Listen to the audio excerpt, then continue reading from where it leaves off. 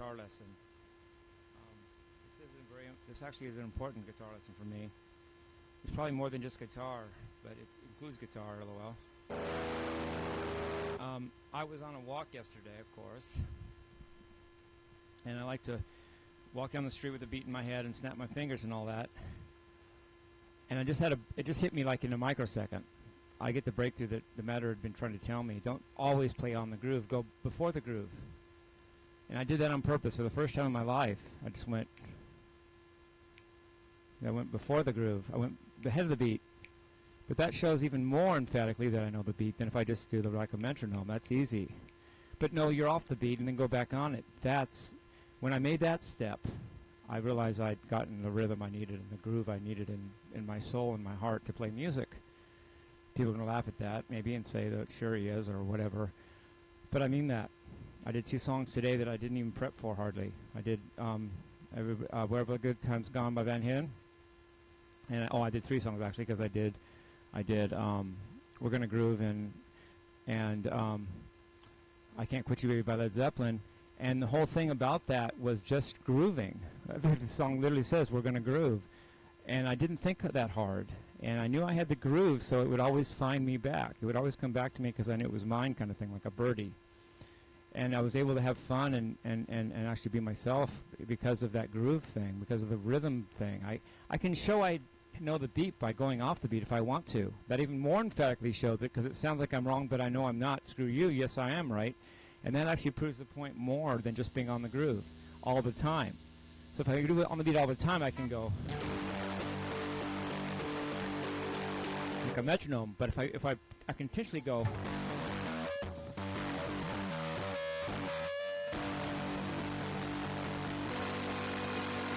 what I did there, I went around the beat. I missed the beat on purpose, but then went back to it, showing that I really can go. I really have the beat.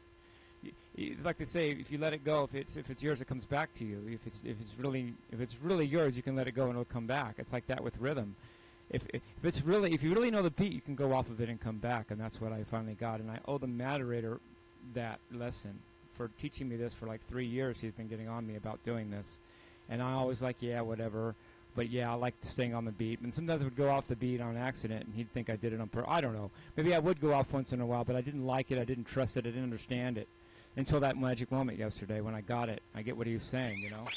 And one reason I chose Where the Good Time's Gone is because it has an immaculately, rhythmically, you know, note by Eddie Van Halen when he goes. Hear that little pop?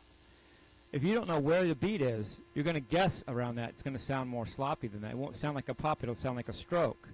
But he knows just where to play it, so it becomes a... And that is so brilliant, and I tried to do that justice today. And that's one of the reasons I chose that tune, because that's the whole deal. I missed the note, but I got the beat, right? Which is more important. I missed the note altogether, but I had the beat. Better. But see, you just play with it. You just have fun with me. Eddie Van Halen said, you don't work a guitar, you play a guitar. You don't work a guitar, you play a guitar. Now, sure, he also said it takes you have to bust your butt to have that fun, meaning you have to work first. But once you've done that, you play guitar, you don't work guitar. And that's what I try to do on my songs today. I try to play guitar, not just work it like I'm struggling and like I'm worried about the beat and blah blah blah blah blah. I didn't want to do that. In fact, a lot of the takes I did today were imperfect, and because I was just grooving and having fun, and I thought I'll just leave it that way. And that's where I owe Jimmie Page, the other guy and other guitarist in what I chose today, a lot of credit, because he did that in his approach. He could play clean if he wanted. Jimmie could go.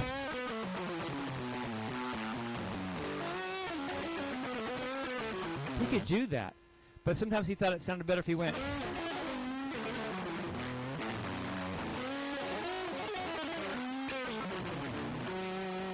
He thought it sounded better to sometimes be sloppy because it showed more character, attitude, and feel. And he would deliberately choose takes that were like that. People thought he was sloppy. Fuck you. He chose feel over cleanness, and he did it to great effect and gave people like me courage to play. 2, because if he can do it like that, so can I. It's like an example, and the same with Eddie's thing. You know, these guys didn't just give me music to hear. They gave me their attitude and their thoughts on life and music to hear. I owe them a lot, you know. Love you, Jimmy Page, you know. He could play clean if he wanted. He knew that would be boring. He knew it was lacking the feel. It was lacking the character. He would choose sloppy takes on purpose. And then when you really hear him play on live, you can tell he knows it, because once in a while, like a Stairway to Heaven solo, he'll just play it every note immaculately. You know he can do it.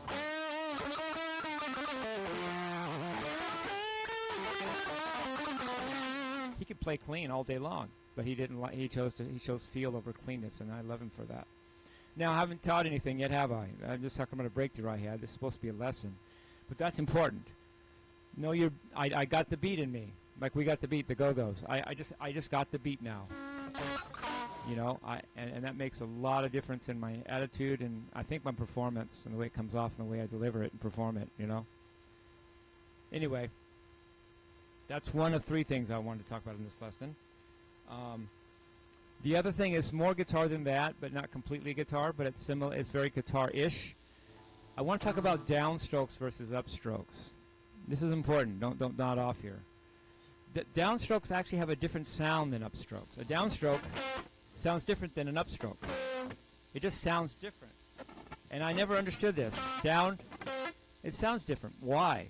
Well, my ex-friend, because he unfriended me, named Chris Brian Chapman, one of my main music mentors of my life, bass player actually, not a guitar player, but who cares? It's an instrument. It's an instrument. It's an instrument.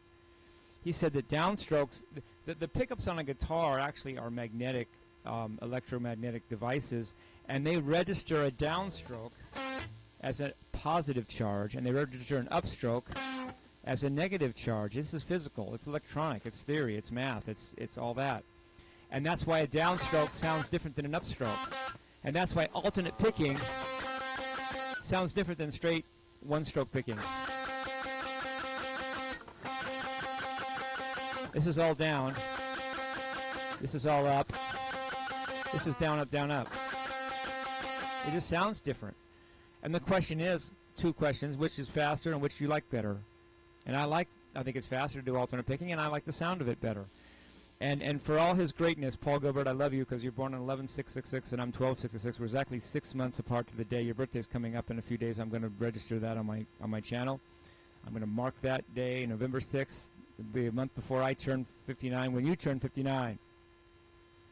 Nothing against his technique, because he had the greatest technique picking I think maybe I've ever seen. But he had this trick where he had a drill that he stuck 3 picks on that he could pick even faster than that, and it didn't sound the same because a drill only goes one direction. It doesn't go back and forth. It goes one direction. So no matter how fast the drill goes, it still does this rather than this. So it's a nice trick and it's cool, but it fails the alternate picking test and it doesn't sound the same. It's really not a substitute for a human alternate picker. No offense against Paul, it's just the fact of how drills work. Drills only go one direction or the other, and it's a different sound. Even if it's 10 times faster than a person can play, it's a different sound than the alternate picking that a human can do. It just is. Thank you, Chris Brian Chapman, for that tidbit. I would have never got that without him. He's very intelligent. He got into Harvey Mudd, for God's sake, so screw you guys. Just kidding. No, he got into Harvey Mudd. He just chose not to go. Chris Brian Chapman. He got into Harvey Mudd College and didn't chose not to go. That's badass, don't you think? Anyway, that's the second thing I want to talk about. The third thing is musical, and it's just as important. So pay attention, please. I'm going to document something that never got documented, as far as I know. I'm not going to do a rip you out. I guarantee. No, I'm not going to say that. But there's an Eddie Van Halen scale that never got much attention that I thought was kind of bullshit, but I figured out yesterday on my walk wasn't. It's the I'm the one scale. Hear that when he goes? That is great.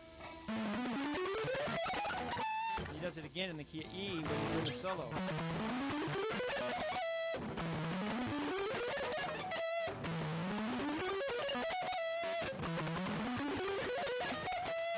Why is that important, and why do I care? First of all, it's the shape of it is immaculately symmetrical because it's just. it's half whole, half whole, half whole, half whole, half whole, half whole on every string. That makes it sound like he's just getting away with a gimmick, like he's just doing that because it looks good on the fretboard and it's easy to play, but it's not true. I'm going to document that scale, figure out why it's great, and analyze all the notes in it, if that's okay with you guys. So you got the 11th fret, if I'm in the key E, it's 11, 12, 14, 11, 12, 14, 11, 12, 14, 11, 12, 14, 11, 12, 14, 11, 12, 14. It's 11, 12, 14 on all 6 strings. Okay. Fret-wise, that's in the key of E, which is the 12th fret, 6th string, whatever. First of all, let's document the notes across on the 12th fret are all part of the E harmonic, E minor pentatonic scale. Can't get more legit than that. The ones on the 2 are minor pentatonic, a whole step above that, which documents the E as being in E Dorian, because there's an F sharp minor pentatonic, which happens to be F sharp Phrygian, in an E Dorian mode. So that all those notes on the 14th fret are documented now. I just documented every one of them. That's like C Vi's lick.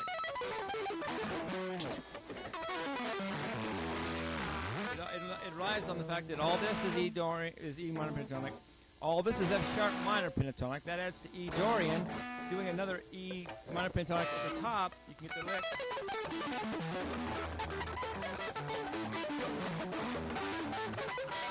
He does. I call it the big treble lick.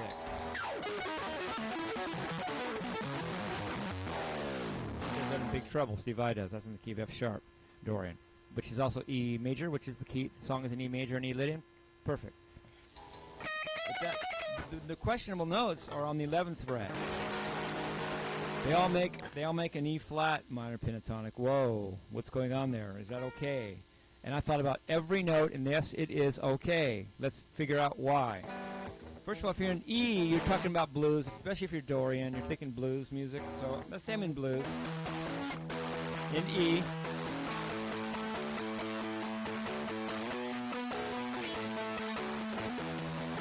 Well, the first note that's questionable is a D sharp on the 6th string and also the 1st string. What the heck? He's playing a major 7th interval in a blues context? Well, what's the 5 chord in an E blues is B7, B dominant 7th. Well, lo and behold, B dominant 7th is a major chord, major triad with the minor 7th added, but that major 3rd above the B is a D sharp. Exactly, fits that note perfectly. The 3rd note of a 5 chord is actually a major 7th interval in the key of the blues you're talking about. So forget about thinking that you can't play this sharp 7, major 7th in blues, because you can. Example, Manic Depression by Jimi Hendrix. Well, he does the blue note here, which I'm going to get to later. But here he does.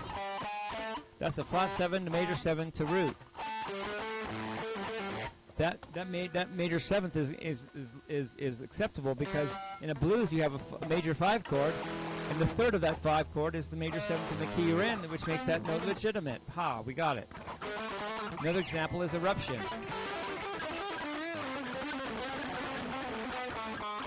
Wow, how's he get away with all those notes? Well, the first questionable note is that the G sharp in A is questionable, but that's the 5th note of an E7, which is the 5 chord in an A blues, so you get away with it. I'll talk about that note later. So I love that note. Major 7th is okay in blues as long as you don't make it a major scale, full out, strung out classical thing, right? LOL. Next questionable note on the 11th fret is the 11th fret on the A string, which is a major 3rd. That's not in. Oh, I'm on the wrong key here. The second questionable note is the G sharp on the 5th string, which is a major 3rd, and there's no major 3rd in a minor pentatonic scale. Like say E minor pentatonic scale doesn't have a G sharp, but the harmony in blues is a 1 chord that is a dominant 7th chord, which has a major 7th, major 3rd. And the 1 chord in E blues is E7, which has a G sharp as its 3rd, so that's acceptable. We did it. The G sharp is okay because it's the major 3rd of an E chord, which is the 1 chord, i.e. E7, dominant 7th, in a E blues progression. So you can play a major 3rd in a blues progression. or blues scale or whatever. Blue, you can play a major third in when blues leads, and that's consistent with the blue note. You hear it all the time. I call the Wiseman scale as a minor pentatonic with an added major third.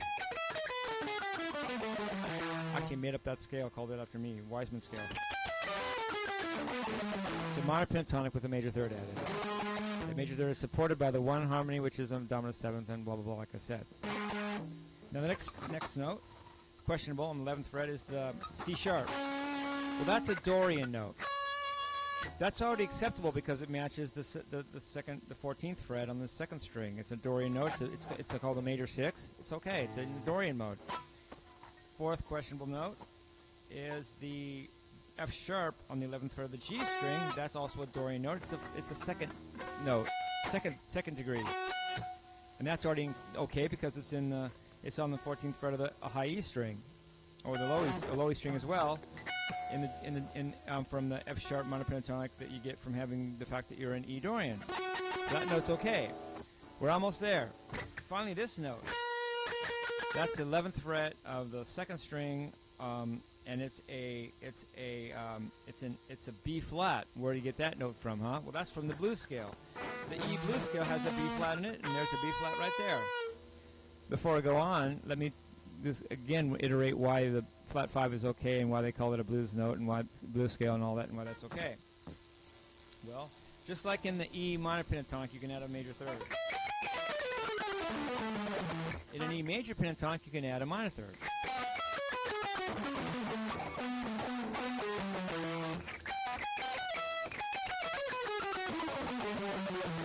Hear that?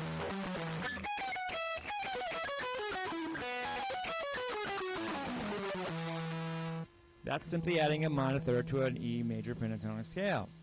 That's not a blues scale yet, but it's a mode of it. Because you take those same notes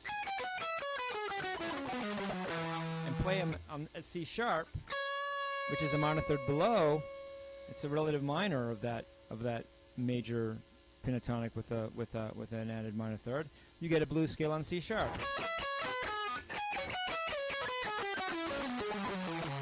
See that?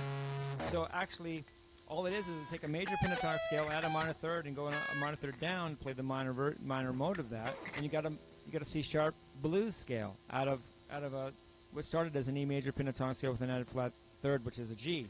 So now I have. But now if I go back up to E, that flat 5, that blues note is a flat 5, because if it's a minor third from the major.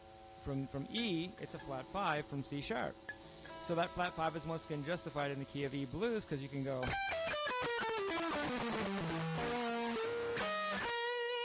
So that 11th fret note on the second string is justified because it's a flat 5, which is a blue note, which I just explained not only that it's a blue note in the blues scale, but where it came from. So we did our homework. Finally, on the first string, 11th fret, we already did that same G sharp on the 6th string on the 11th fret. That's a good note too. So Eddie's not bullshitting. In fact, if anything, he overthought and came up with a great new cool scale. In A, in G, in B, in D. Beautiful, love it. I call it the Eddie Van Halen scale. Okay, so we figured that all out. And now one more note that you realize that you can play in an E blues. In an E blues, you can play the whole E minor pentatonic can go down a half step to get 5 other notes that make a 10-note scale actually. Because when you add 5 and 5, you get 10. Adding an E flat minor pentatonic to an E minor pentatonic adds to all 12 notes except the F, which is the flat second, and the C, which is the flat 6. So if you leave out the flat second and the flat 6, you have 10 notes left that can all be used in blues. Screw the old idea of the 9-note, composite scale, because it leaves out the major 7th. And so it's actually a 10-note scale. That's every note in the 12 notes in the chromatic scale except the flat second and the flat 6. Because neither the flat second or the flat 6 are in the E minor pentatonic or the E flat minor pentatonic scale in the key of E. You can't do it. It's not there. These two notes are not good for blues. the Phrygian mode and the Aeolian mode and the harmonic minor was where the flat second and the minor sixth come from, and they're not really acceptable in blues because obviously blues is not a classical German dirge like Yngwie Malmsteen, which is nothing wrong with that, but that's just not what blues is. Love you guys, peace, love, and rock and roll.